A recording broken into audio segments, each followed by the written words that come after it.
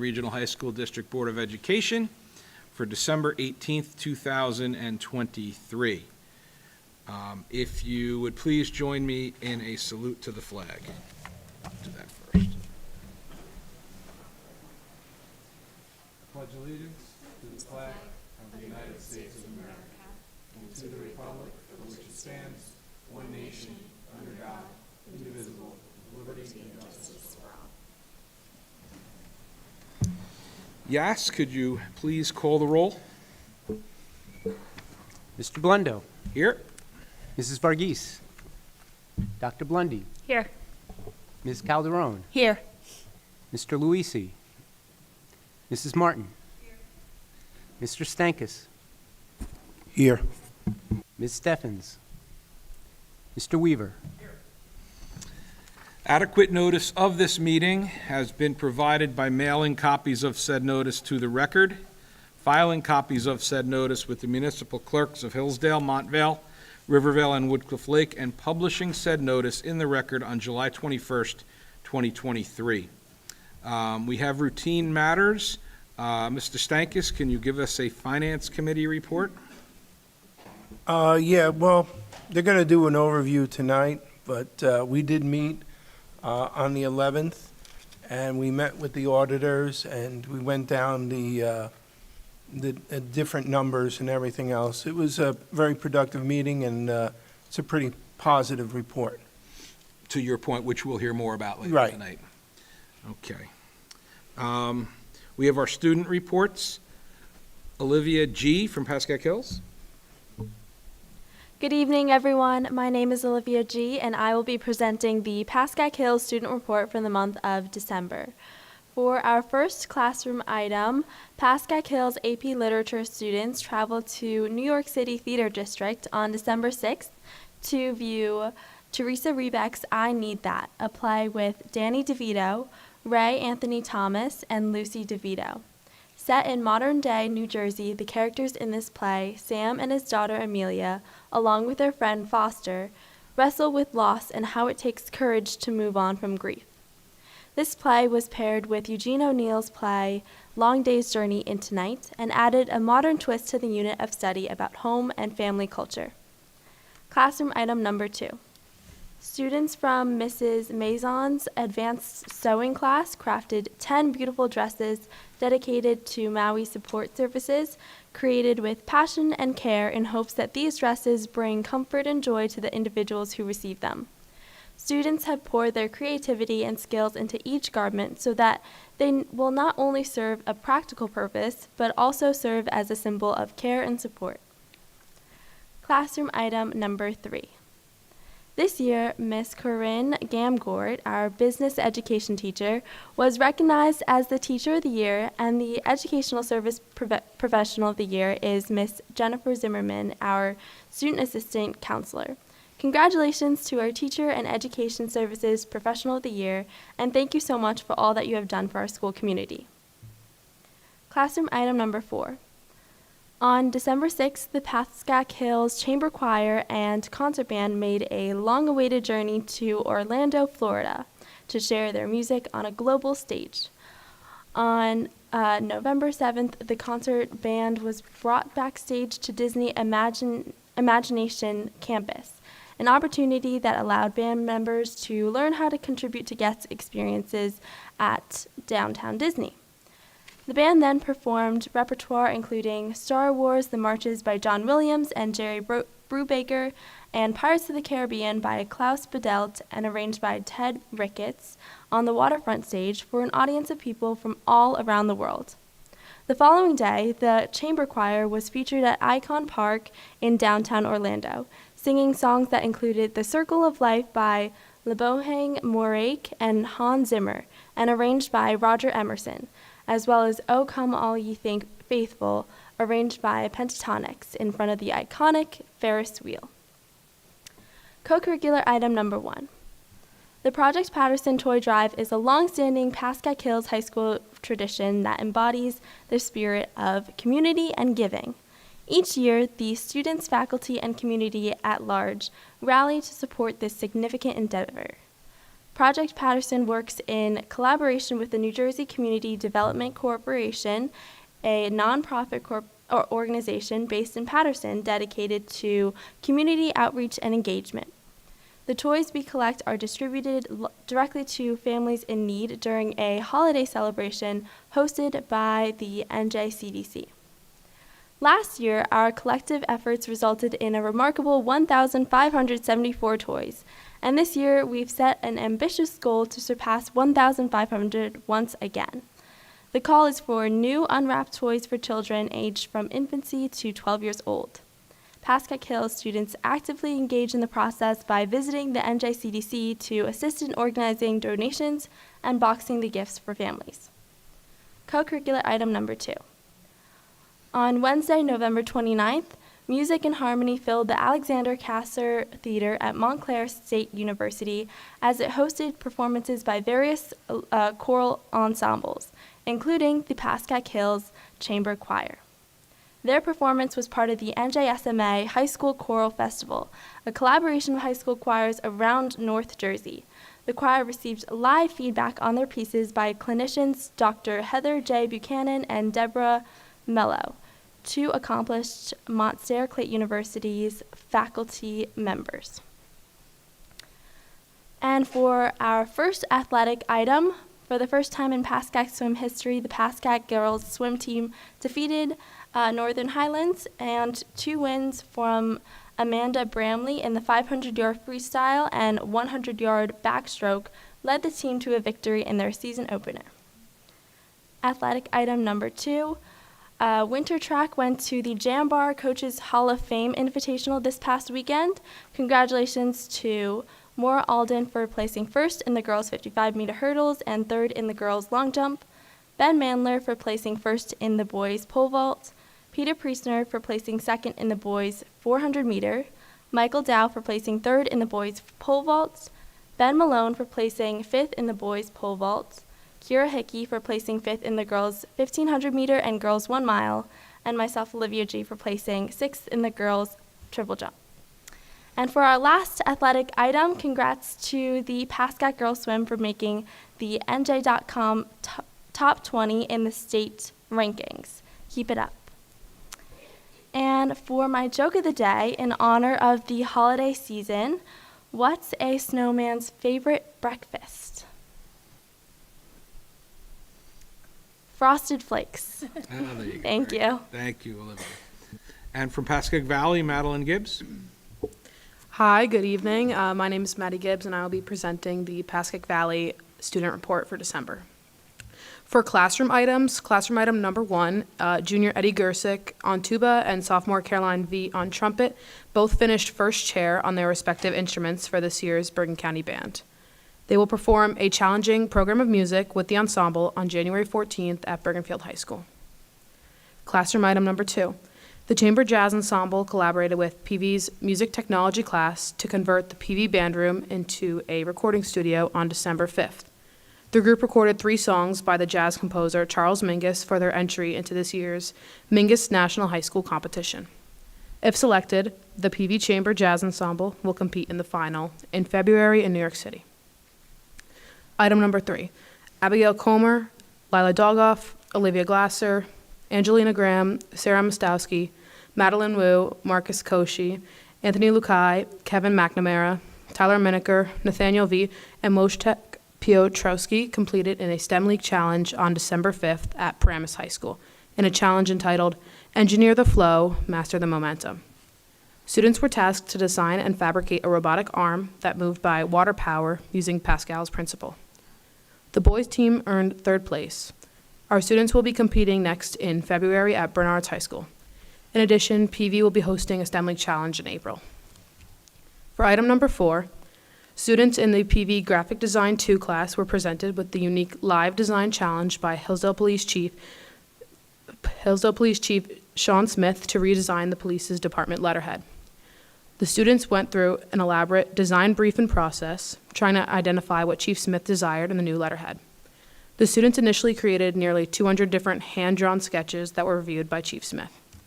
Chief Smith was ultimately presented with 3 design options and eventually selected the letterhead that will be printed and used for all future department use. Congratulations to the entire class of students for their effort in helping to create the updated version of the Hillsdale Police Department letterhead. For co-curricular items, item number 1, the PVNHS partnered with the Hillsdale Environmental Commission on November 18th and worked to clean up Patterson Avenue. In additional NHS news, thanks to donations from the PV community and fundraising efforts of the PVNHS, the NHS was able to provide 12 complete Thanksgiving meals to local families in need through its partnership with Hillsdale Helping Hillsdale. Lastly, the PVNHS will be running drop-in midterm tutoring for students who need help preparing for their midterms. Tutoring will run from January 17th through January 26th in the Media Center. Item number 2, the Environmental Club donated 250 used toys to a homeless shelter in Newark. We are glad to keep these toys out of landfills and bring joys to those in need. For item number 3, PV's chapter of its International Thespian Society held their annual fundraiser for Broadway Cares Equity Fights AIDS on December 1st. We raised over $150 to support this worthwhile charity. PV Theater welcomed playwright Jeremy Bloom to a performance of our fall play, Peter Wendy. He held a post-show talkback with the audience and spent time with our cast and crews. A cast and crews of over 75 students are now hard at work on our spring production of High School Musical coming this March. Item number 4. Members of Pascack Valley's Habitat for Humanity volunteered time on November 30th and December 3rd at HCK Hot Chicken on Route 17, promoting a fundraiser for their organization. HCK Hot Chicken agreed to donate 10% from each sale to PV's Habitat for Humanity. Habitat for Humanity of Bergen County will be using the proceeds from the HCK Hot Chicken fundraiser to help a local veteran who just built a house in Hillsdale. For athletic items, item number 1, congratulations to Jessica Malocha, Pascack Valley senior and member of the swim team, for being recognized as a swimmer to watch in the Bergen Records preseason swim preview. This is a wonderful acknowledgement for all that Jessica has achieved over the past 3 seasons. In recent swim news, the Pascack girls swim team was recently ranked 20th in the entire state. They are off to a tremendous start of the season. Good luck with the rest of their season. Item number 2, good luck to all winter seasons, teams, and athletes. We wish you best of luck as you begin your seasons. For a fun fact, PV Student Government hosted another successful Valley Cup the day before Thanksgiving break. It was a spirited week culminating in an exciting assembly. The highlights were musical chairs and a volleyball tournament. And now for my joke. Why did the computer catch a cold? It left a window open. Very good. Thank you. Excellent. The next item is we have 4 minutes, 2 each from October 30th and November 20th. Is there a motion? I'll move it. So moved. Is there Second. any discussion? Roll call? Dr. Blundy, Yes to the regular meetings, abstain to the executive. both executive? Yes. Okay. Ms. Calderon, Yes. Mrs. Martin,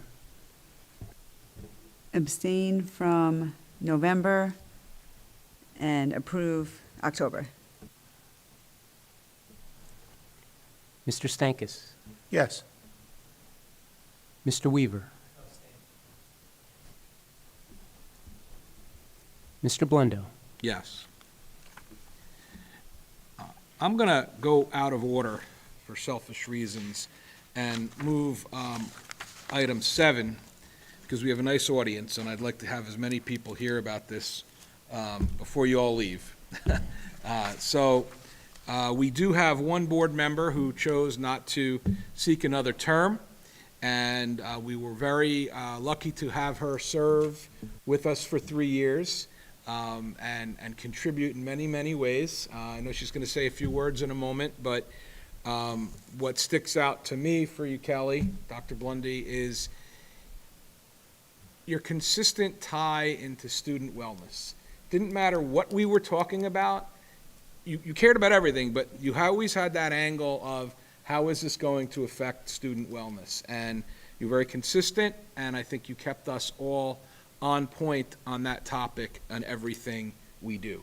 So I want to personally thank you for that. I'll read we have a couple of plaques. We have a proclamation and a plaque So let me read this.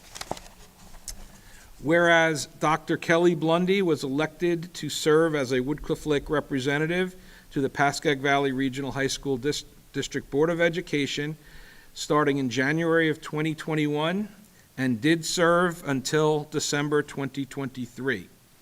Whereas Dr. Blundy did faithfully attend and actively participate at the executive and public meetings of the Pascack Valley Regional High School District Board of Education during that period of time.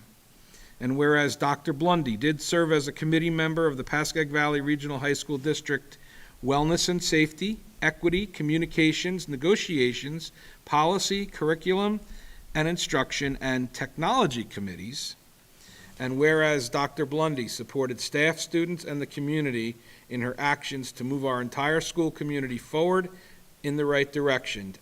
And now therefore it be resolved that the Pascack Valley Regional High School District Board of Education does express its sincere appreciation to Dr. Blundy on behalf of the superintendent, board members, students, and citizens of our 4 sending districts for her efforts on their behalf. And be it further resolved that the Pascack Valley Regional High School District Board of Education members individually and jointly thank Dr. Kelly Blundy for her contributions and camaraderie over this time frame, and does wish her well in other endeavors.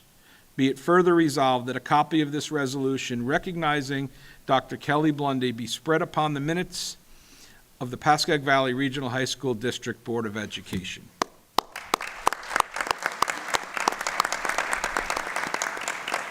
Before I turn it over to you, when I was reading the dates, something else struck me. The first 2 years of that 3-year period probably had more activity in it than the previous 7. And they weren't simple items. So all of us that served during that period should always take that to heart. We had our own self-inflicted issues with logos and mascots and names, and we had COVID in an unprecedented time. So it was not, every administration, every tenure has its challenges. I believe this was among the hardest to go through, those your first 2 years. So thank you. And I'll turn it over to you. Thank you. I'll keep it hopefully short and sweet here, but I just wanted to collect my thoughts and say a few things. So as I sit here today at the end of my term with the Pascack Valley Board of Education, I'm filled with a deep sense of gratitude. It has been an honor and a privilege to serve alongside such dedicated individuals. As John Dewey once said, education is not preparation for life, education is life itself. And what a lively journey it has been, hence the first 2 years. Reflecting on my time here, I'm reminded of the incredible resilience and commitment of our administration. You have been the captain steering the ship through both calm and stormy seas, and your leadership has been nothing short of inspirational. To our teachers, the heart and soul of our school, you have not only taught our students, but you have also illuminated their paths with wisdom and compassion. It is true what they say, a good teacher is like a candle. It consumes itself to light the way for others. I want to congratulate Stephanie Huang on her new role. She's right there. I'm going to point her out, wave. As board member, she will be a great asset to this team, and it will come to no surprise to her or those that know me that I offer this piece of advice. Never underestimate the power of a healthy mind and body in education.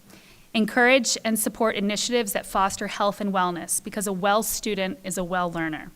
Remember, in the quest for knowledge, a sound mind and body are your best allies. And to our students, the reason we are all here, I wish you all the best in your future endeavors. May your journey through education and life be as fulfilling and enlightening as mine has been. Thank you, one and all, for this incredible journey. As I step down, I do so with a heart full of gratitude and a spirit eager to see the wonderful things you will all continue to achieve. Thank you. You want to just come up for a sec, or I guess we'll go so we can.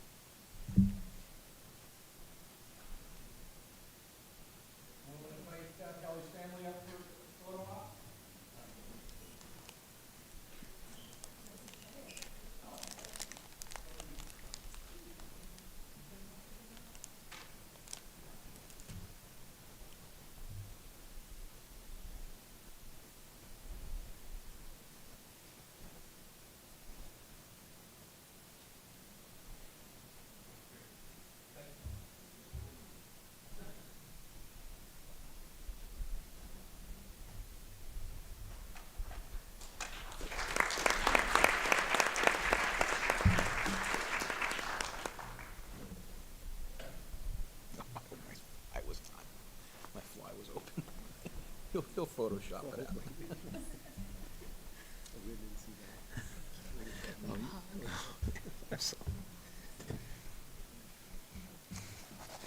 Okay. And now we have some student recognition. We've got a great crowd tonight.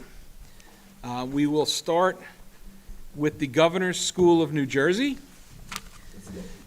Whereas Amanda Poliniak, a senior at Pascack Valley High School, completed the Governor's School of New Jersey program in the sciences this past summer. This is a 3-week residential program where each student completes 3 core courses, 1 laboratory, and 1 group project, all in the sciences. On the final day, the groups presented their projects. Amanda worked on a biochemistry project entitled Exploring the Kinetics and Inhibition of Yeast.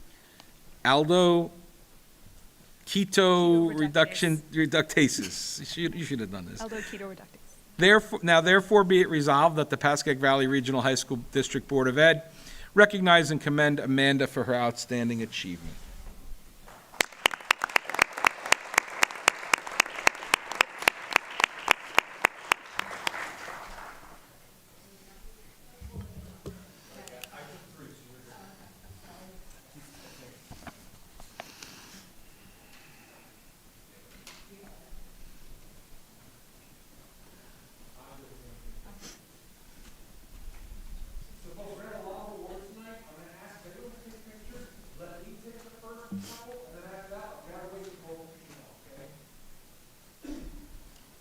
Okay.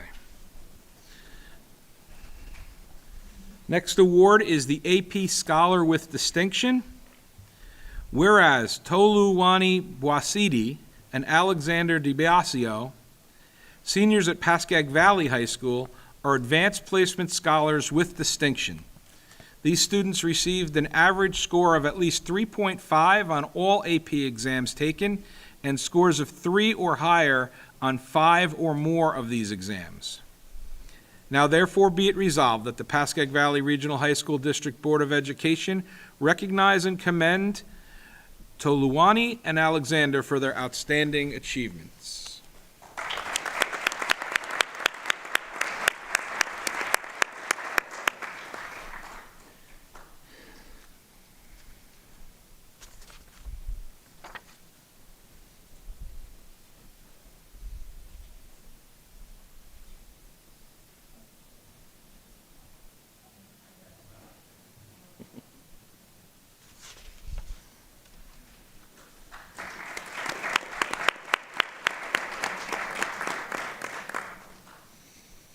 Next is an AP Scholar with Honor. Whereas the following students from Pascack Valley High School are advanced placement scholars. These are students who receive scores at least 3.25 on all advanced placement exams taken and scores 3 or higher on 4 or more of these exams. Dylan Dersimonian, Kieran Duty, Amanda Poliniak, Minlang Quinn, Jillian Suarez, Kochi Tazaki, and Isabella Velez.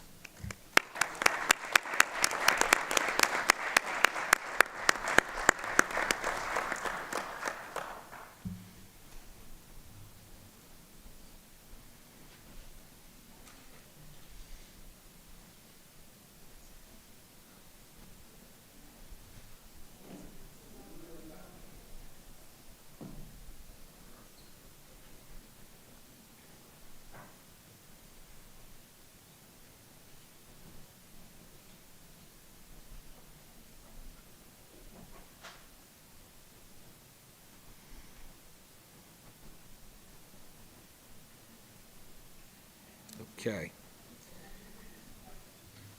AP Scholar. Whereas the following students at Pascack Valley High School are advanced placement scholars. These are students who receive scores of 3 or higher on 3 or more AP exams. Sophia Bovino, Nicole Choi, Lee Sung Dang, Luke Dargan, Sophia Kolax, Carly Malamut, Ethan Perlman, Maya Schlesinger, Nathaniel Veit, Isaiah Westcott, and Juan Zapatero.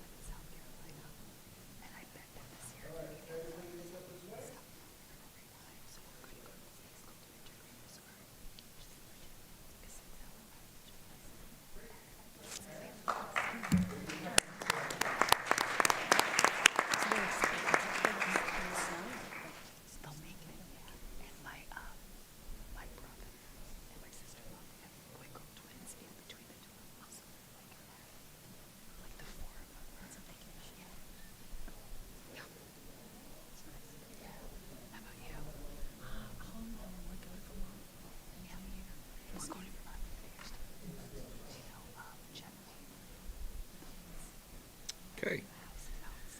Next, we have National Merit Scholars, commended students at Pascack Valley High School. Whereas about 34,000 commended students throughout the nation are being recognized for their exceptional academic promise.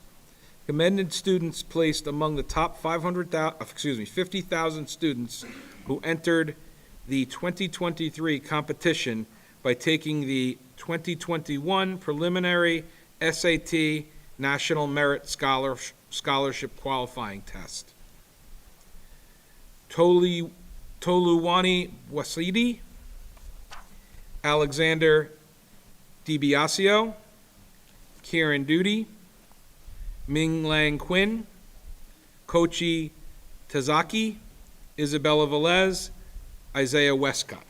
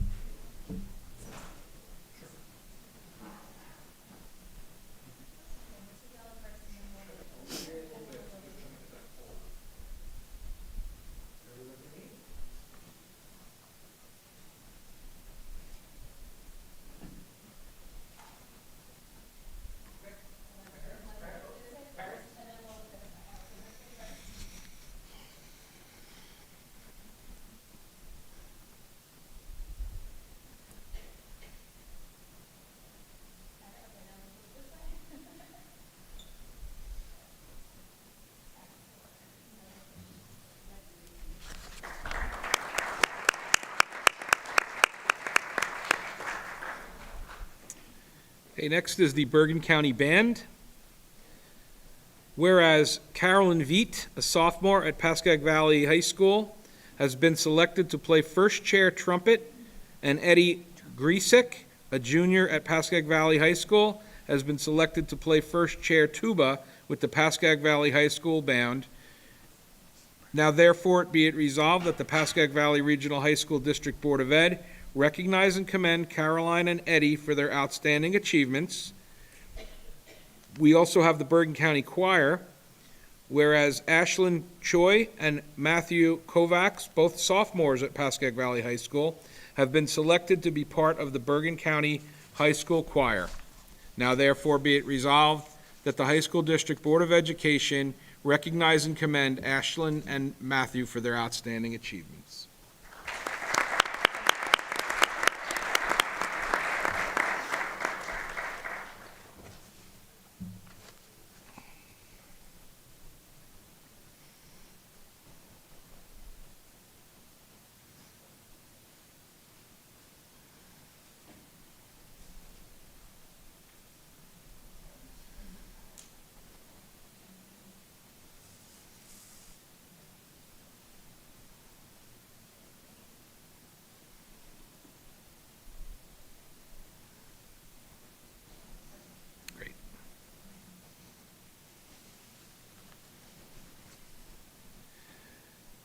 And next is the first team All-Bergen County athletes.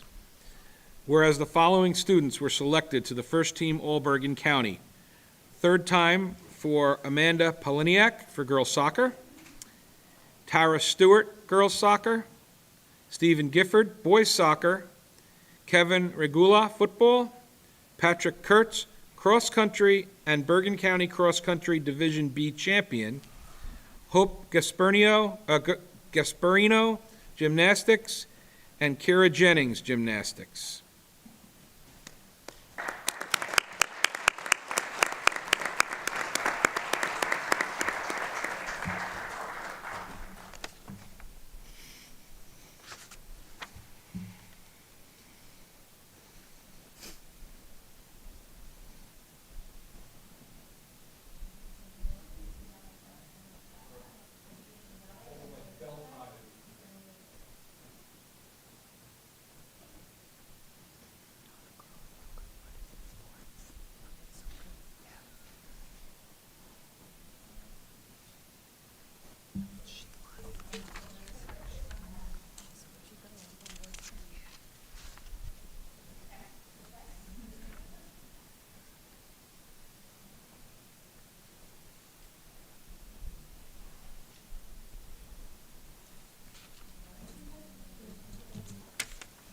Okay.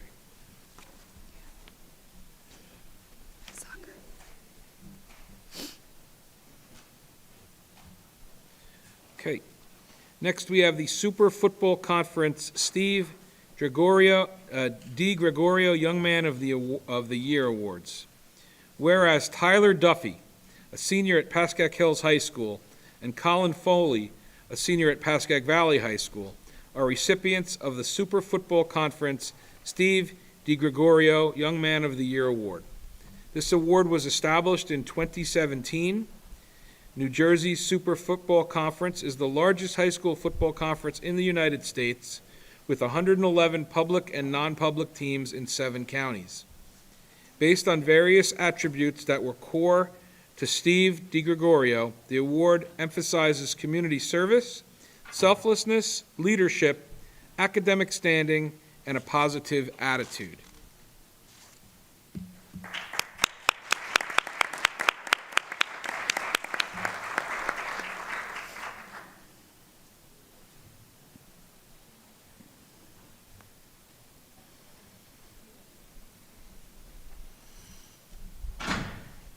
Next is the Bergen County Boys Soccer Coaches Association Unsung Hero Award. Whereas Ethan Perlman, a senior at Pascack Valley High School, received the Bergen County Boys Soccer Coaches Association Unsung Hero Award.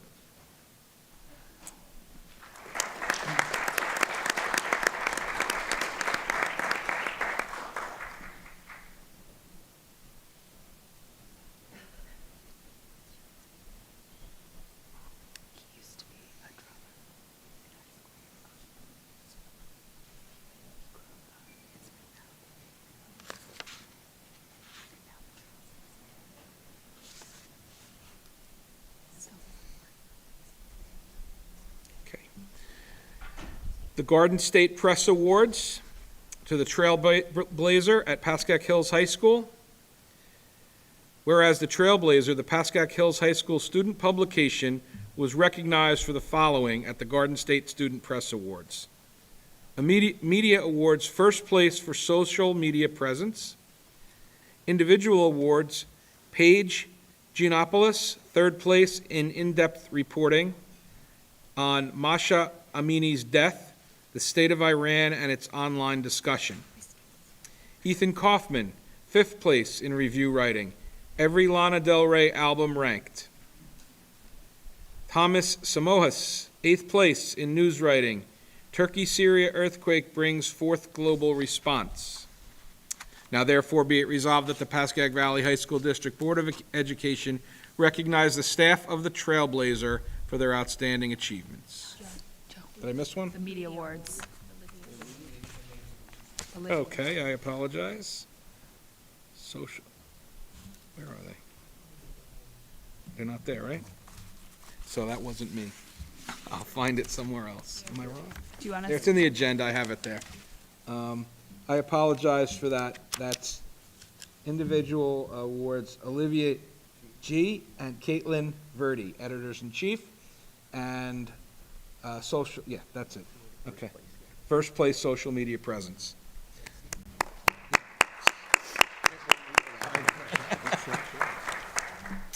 Sorry, folks, it wasn't on my cheat sheet. Don't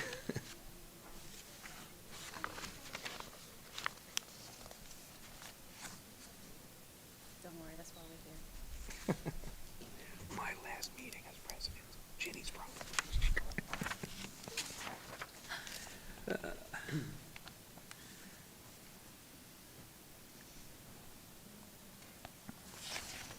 Almost.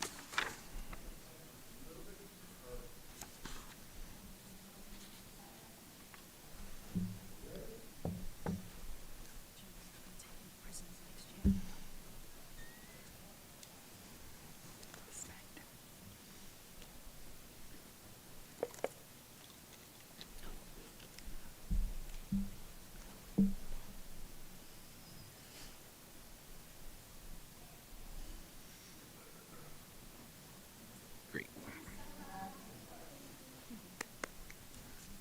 All right, the Garden State Press Awards for the Valley Echo, which is Pascack Valley High School. Whereas the Valley Echo, the Pascack Valley High School student publication, was recognized for the following at the Garden State Press Awards. Overall online experience, third place for the Valley Echo. Multimedia news, third place for Megan Austin. Multimedia sports, honorable mention, Ethan Perlman. Social media presence, second place, and where are the names here? Next page. There they are. Maya Schlesinger, Carly Malamut, and Sophie Kolex. All right.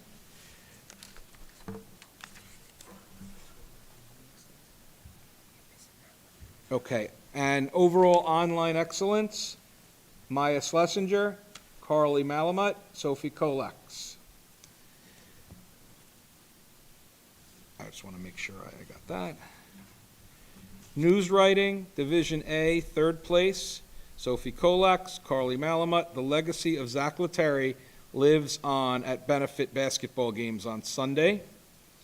Feature writing, third place, Maya Schlesinger, PV senior Treshan Nilawaira, self-publishes a fantasy novel. Review writing, Division A, second place, Sophie Kolex, Carly Malamut, Gabriella Rothenberg, Maya Schlesinger, Meet Me at Midnight, a review of Taylor Swift's newest Midnights. Division A, fifth place, Megan Austin, the Super Mario Brothers movie, bringing the game to life. Division A, sixth place, Sophia Kolex, the Inheritance Game series, a terrifically twisted and tricky trilogy. Timely Sports, third place, Aiden Burke and Timothy Nye. We got everybody? All right. Now therefore it be resolved that the Pascack Valley Regional High School District Board of Education recognize and commend the staff of the Valley Echo.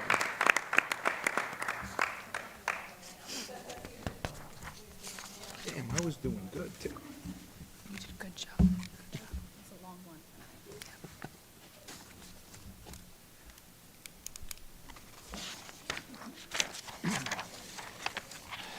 All right.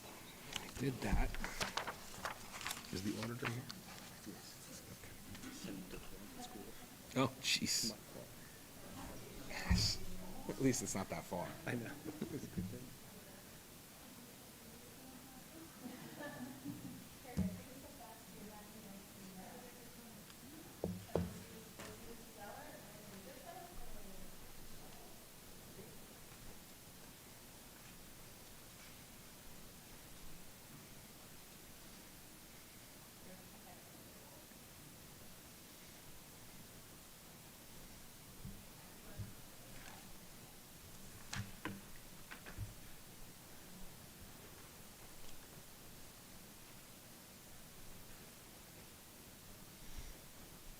Let's have one last round of applause for all of our winners tonight.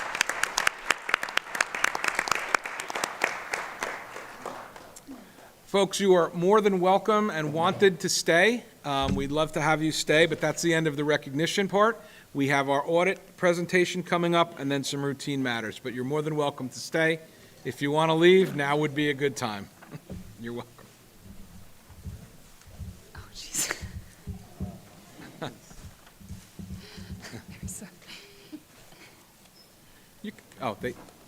You can come up, sure. Okay. They're really cute. Thank you. I love you.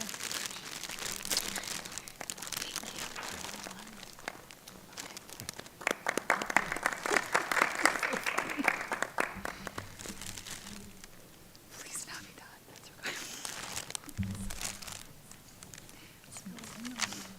okay. Okay. Next, we have a presentation. Brian Gibbons from our auditor is here. Brian, please come on up. She's so cute. You can speak at the podium. Good evening, everyone. Hello. Surprised no one wanted to stay here about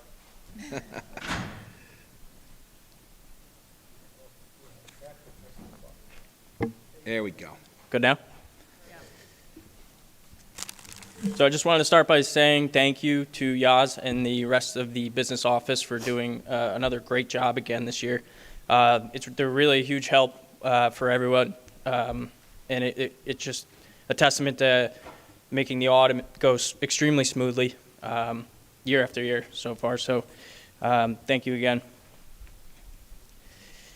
So we are happy to report that this year the audit was filed by the December 5th deadline and with an unmodified opinion. And I just wanted to start breaking down the ACFR itself, which is a large blue bound book. It's presented in 4 sections. First, you have the introductory section, which includes the transmittal letter, the listing of principal officials at the district, the consultants and advisors, and the organizational chart of the district. Next, we have the financial section. This includes the auditor's report, management's discussion and analysis on the financial statements, and the basic financial statements and the related notes to those financial statements. Next, we have the statistical section, and this gives a comparative look at the district over the last 10 years financially.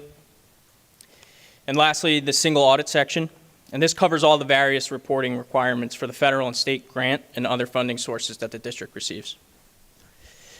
There's also a small separately bound book, which is the management report, which reflects any recommendations or suggestions to management that the auditors may have. With that being said, I would like to start. Audit Schedule C1 is really the most important schedule in the audit. It's a 12-page schedule that walks you through the budget to the actual for the revenue and appropriations for the district. It's the most detailed and informative section because it really has the whole picture of the district's fund balance and it shows you where you are. The final page of the C1, you will see that the district ended the year with fund balance of a little over $16.3 million. This is approximately a $1.7 million decrease from the prior year, and that's primarily in the area of capital reserve and the funds that the district used to support capital projects in 22-23. In addition, fund balance is made up of the following. A little over $2 million was utilized in the 23-24 budget that you're currently in. $8.3 million in capital reserve, which $1.6 million is also being utilized in the 23-24 budget. Approximately $850,000 in a maintenance reserve, $260,000 in an emergency reserve, $224,000 in unemployment compensation reserve, and $957,000 of encumbrances that were carried into the 23-24 year.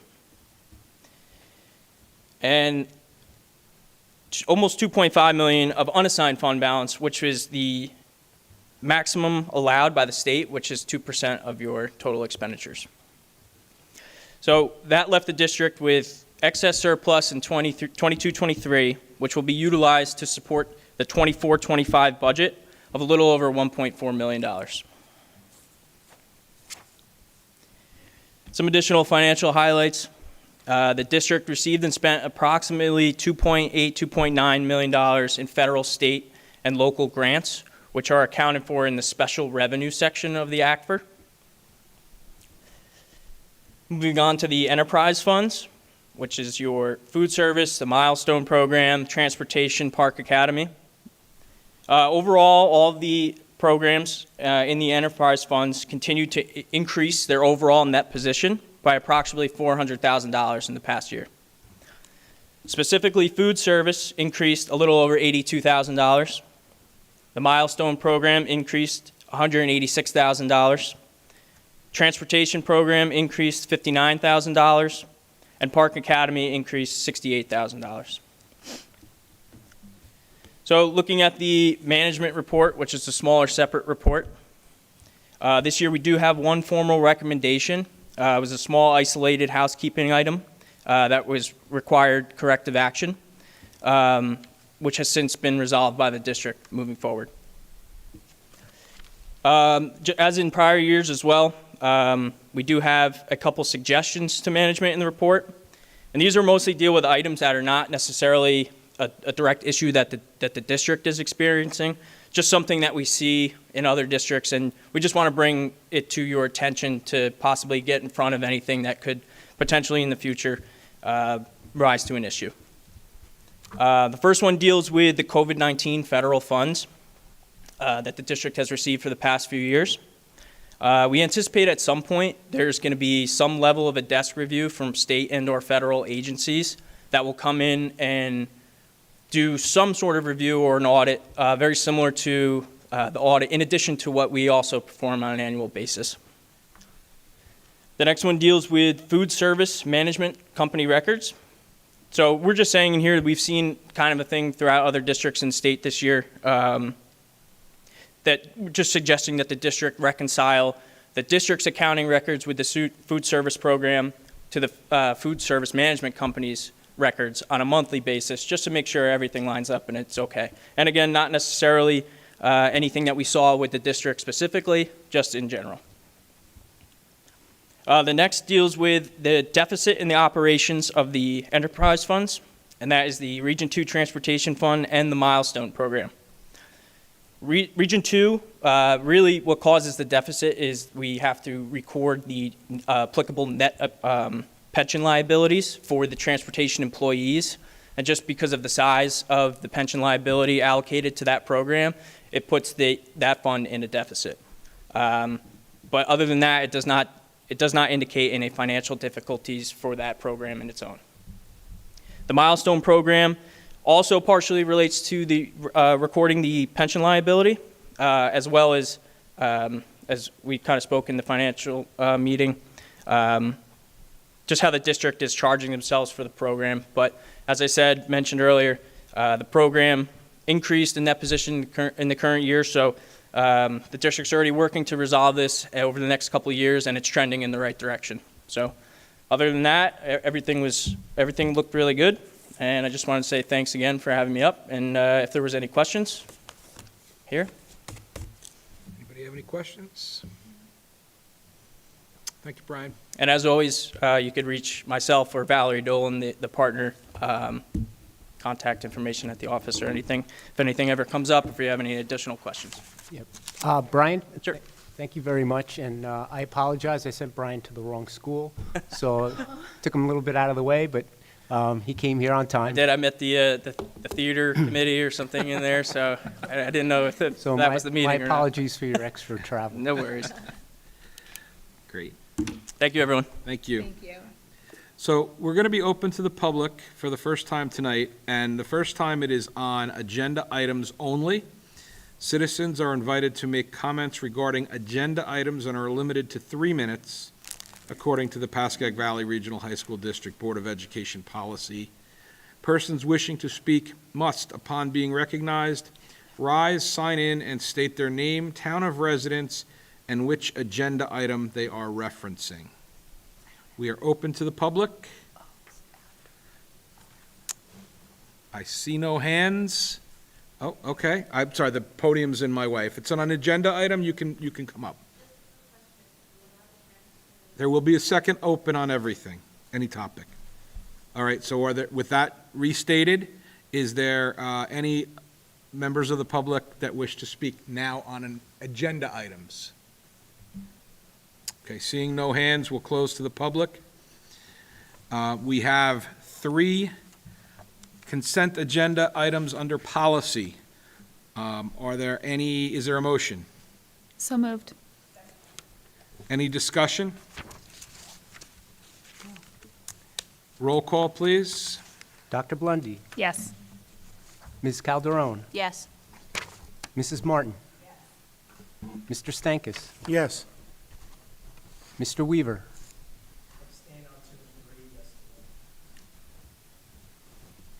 Mr. Blundo, Yes. We have 2 education consent agenda items. Is there a motion? So moved. Second. Any discussion? Roll call, please. Dr. Blundy, Yes. Ms. Calderon, Yes. Mrs. Martin, Yes. Mr. Stankus, Yes.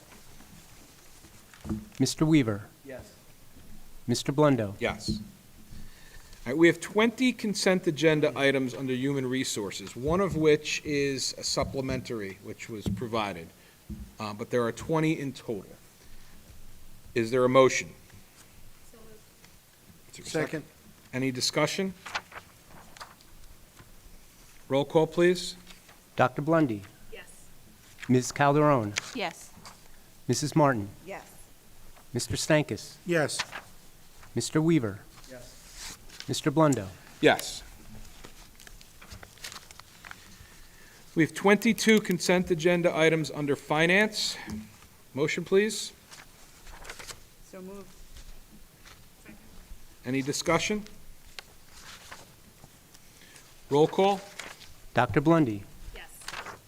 Ms. Calderon, Yes. Mrs. Martin, Yes. Mr. Stankus, Yes. Mr. Weaver, Yes. Mr. Blundo, Yes. Do we have any old business? So last meeting, the board approved goals for, I don't know, did they start in January? Well, whenever they start. And committees were referenced. And I guess board member participation and attendance at committee meetings. So I guess the 2 questions I had maybe to help provide board members with direction in the upcoming year is kind of what is the role of committees? I feel like I haven't had a clear direction on what board members' roles are on those committees. I guess maybe because there are committees that maybe aren't meeting as frequently or are meeting infrequently. And I guess what the expectations are for how often committees should be meeting. I know, like, for example, I've been on the equity committee, but the equity committee has met like 1 time in the last 2 years. Maybe twice, I don't know. I speak with other board members in other districts, and it seems like they meet monthly or every other month, and there's a regular schedule for that. And I know that the schedule used to appear on the Friday briefing, where you could see when all the committees were meeting. So if going forward, that's the goal of the district or the board is to participate in those meetings, some direction on roles and just how often we're going to meet would certainly at least be a help to me. You have any comments on that, or? That was actually one of the board goals that was developed by the board for themselves. So I think that could be open for conversation among board members as Okay. to what you see as your expectations and, Put your mic on. oh, sorry. Let me tell you. So that was a goal that was created by board members for themselves. It's one of the board goals. So I think that could be a conversation amongst board members as to, what they see. One thing that has come up was because there was not robust attendance at the retreat that we held this summer, trying to hold a retreat this winter, perhaps to set some of those board norms and set some expectations among the board members as to what you all would like to see with regard to board norms, board goals, board participation in board meetings. So if that's something that is interesting, we can certainly look at setting something like that up for, January, February. That might help to better define what that expectation is. And if there is a desire to have additional meetings, we could certainly entertain that. So maybe that's something we can think about between now and reorg, and then have a conversation at reorg as to whether or not we want to try for a retreat and try to have, full attendance at a retreat to have these conversations. It would be helpful. And maybe doing it not in the summer would be easier, because I know a lot of people were on vacations, and there's things that are pre-scheduled that are hard to get around. Krista? I was going to say, too, with the committees, I think different committees have different frequency for obvious reasons, like negotiations might be really heavy one year and then be lighter the next two. So I think that that's something we have to be a little flexible with if we start trying to define the number of meetings and frequency. But I do think also taking a look at availability. I know Mondays, pretty much every board member makes themselves available, but when we start getting into other days, I think that's something that we need to consider as well, if they're going to be, especially in person. Any other comments? I just want to say I agree with Mr. Weaver. In the old days, it was presented to us. We're having these meetings, and Dan did it different than Eric. You do it different than Dan and Eric. It wasn't really the committee that would say, we want to meet. The administration would schedule the meetings. I'm not saying we have to do it this way. The administration would schedule the meetings, would bring topics or subject matter experts into the meeting. If there was no real business, they would give updates and then have a dialogue. But I want to also comment on your comment about the retreats. Again, in the old days, retreats were heavily attended, and they were all-day affairs, and it stunk, but we got a lot done. Okay, we got a lot done. And you might get one person that couldn't make it, or one person that could only make half a day, and you tried to have 7 or 8 or 9 people there and have some real substantial conversations about what the upcoming year was going to be. That hasn't happened in the last 2 or 3 years. We schedule the meetings, then we end up canceling them because we don't have a quorum. We squeeze them in an hour before a meeting or after a meeting, and they're really not substantial. I would like to get back to a true retreat. We would get presentations from curriculum, we'd get presentations from technology or whatever we wanted, they would be significant. I think one year was even a day and a half. But we have to have participation to do that, right? And it's been very difficult over the last couple of years to get quorums and to get people to attend these things. And everybody, I'm not singling out anybody, it's everybody, okay? My opinion is we have to get back to those things. Also, I believe in the past, we had meetings with the Board of Ed of the elementary and middle school. That was actually pretty good. Maybe somehow we can work that into The a Rivervale schedule. president asked me to resume them, and then he said he was going to, well, I don't know who said they were going to pick it up. It never happened. I don't want to blame him. It never happened. And it died because of COVID. I think a lot of things kind of got sidetracked. It was disrupted. And the one Sure. positive that came out of COVID, and I don't mean positive overall, was that we now can have these committee meetings via Zoom. So it should be very easy for people to attend them, have them once a month, once every other, whatever the right cadence is. And I don't think this is opinion, because the next thing I'm going to say is going to show that it's just opinion. But even if there's no hardcore issue, gives the people, the members, the trustees, an opportunity to bring up things to go after, so. Good. I feel I put the nail in the coffin with my 10-minute committee Probably. reports at the end. That kind of killed it. Probably. It was a substantial report, though. So were these retreats typically during the work week? Well, they were, I'll be honest, there were times that I had to take a vacation day. Didn't like to do it, but that's what I had to do. Other times, I would bring my work computer and try and multitask. Just trying to get through. We typically did it in the summer, and I know it's not always good because people are going away and they got sports and they got this and they got that, but So would you consider a weekend, or that's not? I think that's Because up for to me, the- taking off of work, it's, That's up you to know, the, it's, to the board. Yeah, I just never know what's going to go on. predating Mr. Blundo here, I was here. They used to be on Saturdays, Perfect. I mean, that would from work. morning to like late afternoon or so. That's fine. I think it's pretty common for them to be on Saturdays. Like we did for the superintendent, for those involved in the superintendent search. We had Saturday meetings. They were painful. We got through them. But well worth it. Yes. So, any other old business? Any new business? So I don't know if it's new or whether it's been talked about before, but I have been hearing some grumblings about the drop-off in the mornings, myself included.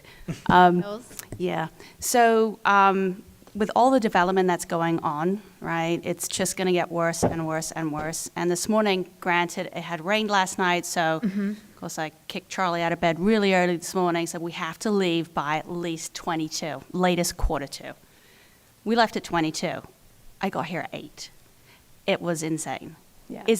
I mean, have we ever thought about staggering, like, drop-offs? Maybe seniors get here first, or they get here last, or something, because it's just... I feel like you almost kind of like read my mind in terms of something that I have to contribute to this, which is like, I know you didn't know that this was happening, but this is a very fortuitous timing of this. So, as you know, we had a meeting with the Montvale Planning Board a couple of weeks ago to talk about possible property expansion. And during that meeting, one of the things that actually came up is that they are looking at potentially making some changes traffic-wise around where Hills High School is.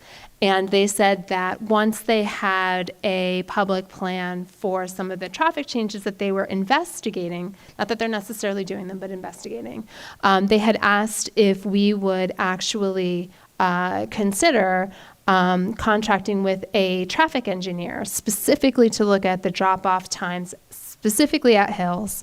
Valley's does back up, but it doesn't back up as substantially as Hills does. Hills is a disruption to the roadway. It's also very difficult. We also have substantially more parents dropping off at Hills than we do at Valley. We have extraordinarily low bus ridership at Hills. Almost nobody takes the bus in the morning, which is also contributing to this. So they had asked us, and I had said that I would bring it to all of you for consideration. But I would say within the next. My assumption on this is that it would be within the next few months. We would be looking at it. So we do actually already contract with an engineer, a civil engineer, to do work for us on a regular basis. He works with the traffic engineer that he could refer us to. The cost to us would be minimal, considering the outcome could be pretty substantial if he were to say, hey, I've got some very easy suggestions for you in order to make this a quicker and smoother drop-off. The other thing that usually happens is mornings like this morning, when we know there's bad weather, there was flooding on the roads, and there were trees down. Usually, the police is very generous in sending extra officers to assist with it. And unfortunately, because of some of the traffic issues in the area, I don't think that they send as many officers as they would have on another day that was like this, which is just happenstance. I mean, it happens. Obviously, emergencies are going to take precedence over extra people to help us with traffic flow. But I think it's a really great time for you to bring that up, because it is something that they had asked us if we would look into, which I think is a great idea, especially if there's the possibility of the overall traffic structure in that general area to change. It makes a lot of sense for us to have an actual engineer tell us what they think is happening. We had a very quick, and it was just happenstance, we were meeting with our civil engineer, and the traffic engineer that he works with actually happened to be walking by, and pulled him in and kind of said, hey, this is what they're looking to do, just to give you a heads up. And he just, in the 2 seconds we spoke with him, said, basically, what they would be looking at doing is mitigating the extreme spikes that happen with a drop-off like Hills. Because what ends up happening is you have almost 1,000 students being dropped off within what amounts to be a 5 to 30 minute time slot.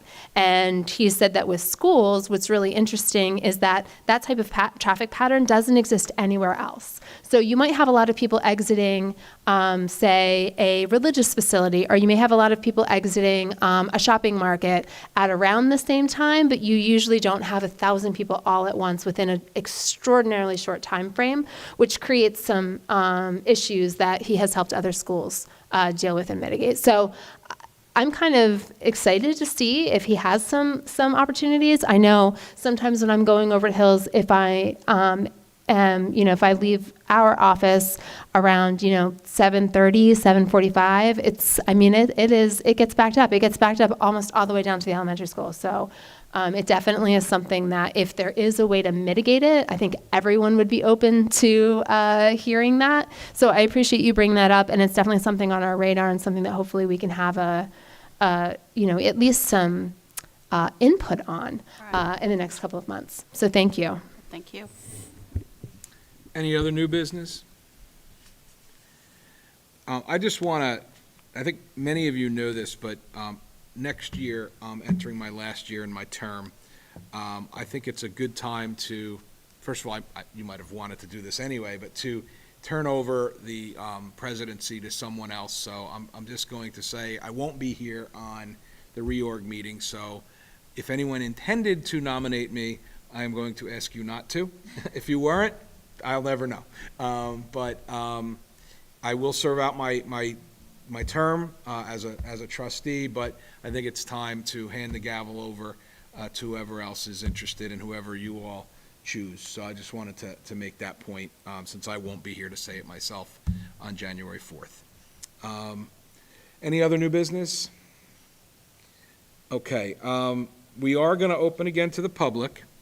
Citizens are invited to make comments and are limited to 3 minutes according to the Pascack Valley Regional High School District Board of Education Policy Number 0167.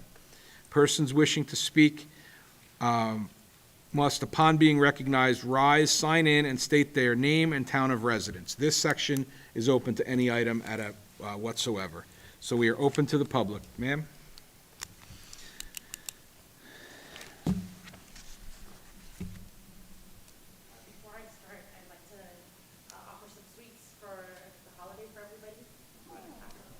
Thank you. It's very sweet. Let's start off the conversation nicely. Thank you. Appreciate it. Good evening, everyone. My name is Zahira Khan, and I am Muslim Indian American, along with my husband, who is Muslim Pakistani American. And we are residents of our beautiful town of Montvale. We have 2 children. My older son, he recently graduated from Hills, and I have a younger one in Fieldston. I'm a parent that volunteers heavily in the schools here in Montvale. I'm a class mom, I'm a pizza mom. I help all year long with all the events in the school, and I attend many community events in the town as well. 60 days ago, in October, we received a letter from Ms. Bellotti about the war in the Middle East. I understand your letter was to provide acknowledgement of the stories and sentiments you heard from the school community and faculty, and may have been encouraged to provide a statement from the district. However, this letter was not inclusive to all students of this community. This letter was very divisive and uninformed. It was incredibly hurtful that you did not even mention the word Muslim or Palestine in your statement at all. 60 days ago, we appreciate that you took the initiative to personally speak with Jewish faith leaders and Bergen County educational community. The same resourcefulness should have been taken with the Palestinian community, Arab community, Muslim residents, and Muslim faith leaders. 60 days ago, we appreciate you condemning acts of hatred and terrorism, and as we all common sense individuals do. In addition to that, we would also expect you to condemn the genocide against innocent Palestinian children who are being murdered by the masses. There are Muslim, Jewish, Christian, Hindu, Buddhist, Catholic, etc., students in this community. When you condemn anti-Semitism, as we all should, we expect you to also condemn all other forms of hate, racism, including Islamophobia, especially when discussing the Middle East region. 60 days ago, your letter clearly showed the anguish you felt in writing about geopolitics and the lack of information you have about it. What about the rest of the board? I'm sure the board members here are from various backgrounds and should have also seen your letter as non-inclusive. How were you all okay with the statement? Myself and other parents sent out letters expressing our frustration with your statement. Your reply was, please let me know if I can have our school counselors reach out to your children directly to offer additional support. What our children really need is not to feel ostracized in schools. The US has experienced 182% jump of bias incidents against Muslims since October, since the 60 days ago, the letter that you sent, according to the Council on American Islamic Relations. Simply not knowing is simply unacceptable. This being said, January, it has been declared by Governor Murphy Muslim Heritage Month in New Jersey. Next month, we will be observing this for the first time in the state of New Jersey.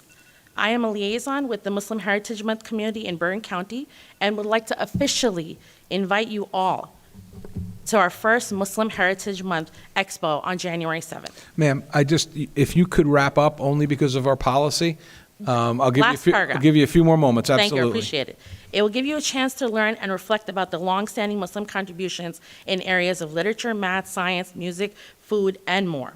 We'll also have Muslim Heritage Month display at our Montville Library so you can have more literature and more resources. We cannot be divisive. We cannot remain ignorant, and we cannot remain silent. We have to encourage dialogue, we have to encourage awareness, and we have to stand by each other. We expect nothing more than inclusivity on all aspects of student life from this district.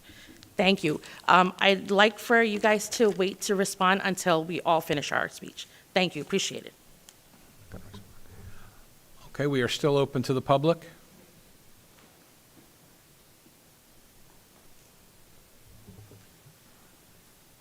Hi, I'm Sabrina Kareem. I live in Woodcliff Lake, and I have two young, impressionable boys at Dorchester. While they're not yet in high school, they will eventually join this high school, and I'd like to believe they're going to be in a safe, inclusive environment.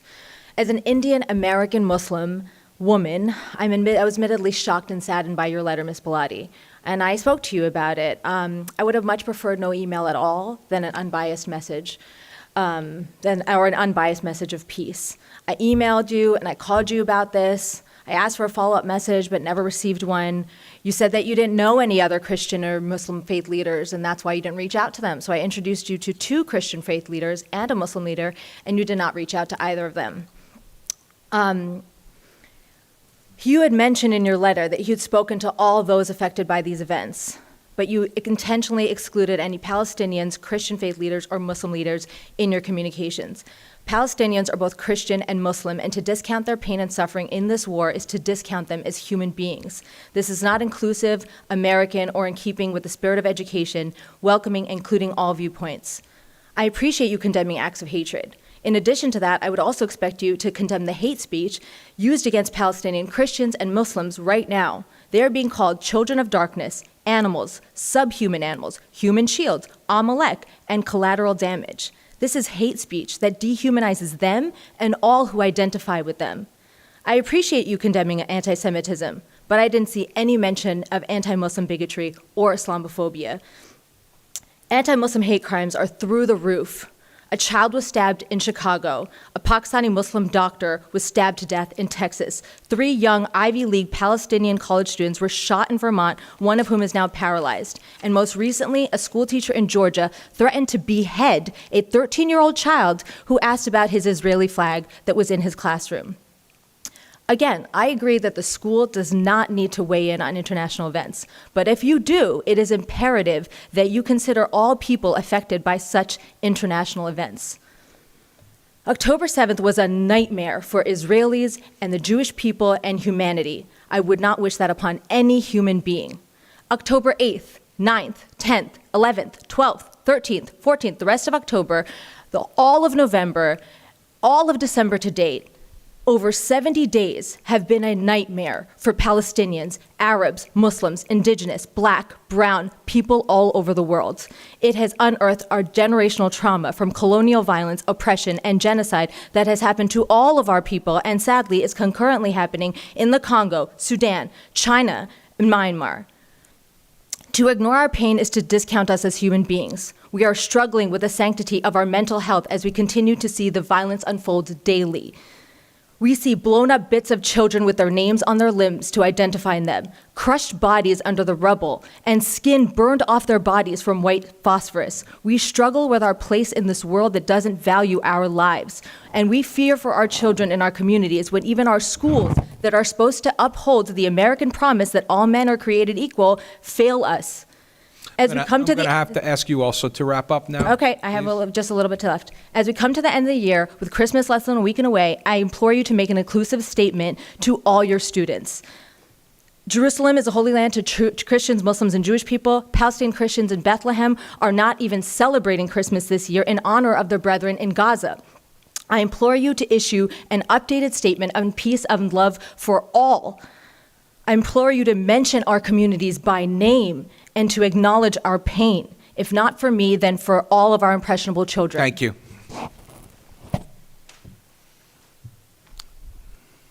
We have one other.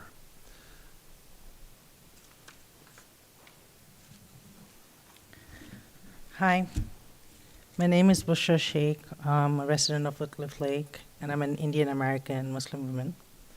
Today I stand before you as a parent of two sons, Rayan Sheikh and Isa Sheikh, who graduated from Pascack Hills High School in June 2021 and June 2023, respectively.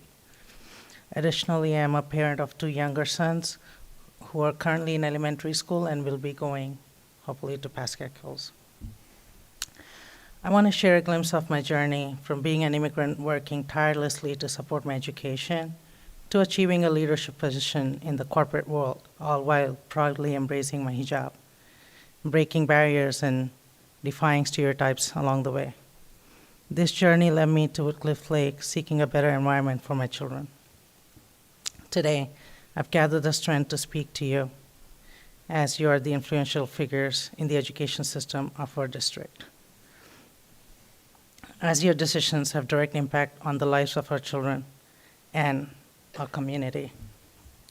Much like the media, irresponsible leadership has the power to shape public opinions, often justifying a sense of otherization without considering the profound grief and frustration experienced by the broader community. The list of hate crimes since October 7 in the United States, fueled by Islamophobia, is extensive. Ms. Biladi, I wrote to you in response to your letter 60 days ago to the community. In your letter, you stated, quote, "But I'm listening to your voices. I hear you. I support you. I was moved by your testimony," unquote. I ask you again, did you consider voices of all victims of war, voices of minorities, of the towns you represent, voices of all communities to whom your message reached and will reach? I'm requesting you to acknowledge that all lives matter, and they matter equally. I kindly urge you all to issue a revised letter explicitly stating your opposition not only to anti-Semitism, but also to Islamophobia.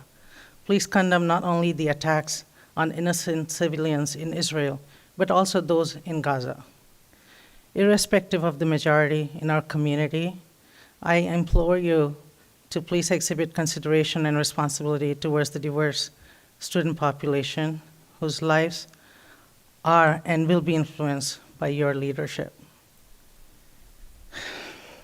In your capacity as an educator and leader, I implore you to leverage your influential position to advocate for justice and to condemn violence impartially. Your voice carries weight, and it is crucial, especially in times when fear and inclusive statements are needed the most. Thank you. Thank you. I, as the board president, am not going to comment on that letter. Our role here, and anybody can comment on their own, is to educate all children of all faiths, of all sexual preferences, religions, and as the board president, I'm not going to comment. I will say thank you for bringing your thoughts to us as a board, and we can all internalize what, if anything, we as a board want to talk about in the future. Does anybody else on the board have any comments they'd like to make? I wanted to thank you guys for coming.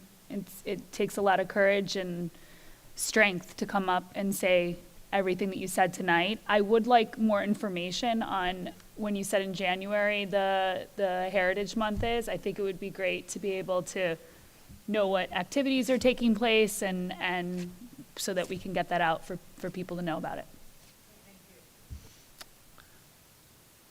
Okay. Any other members of the, go ahead, Michael, sorry. So those treats never made it around to me. I'll figure out where they were.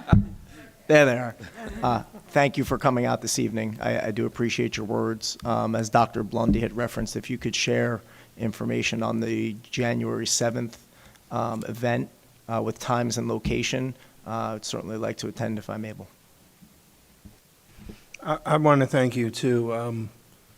Voices of the public are very important, and it is of utmost importance to hear all the various viewpoints, and, you know, we do take it to heart. Any other comments? Is there any other member of the public that wishes to address the board?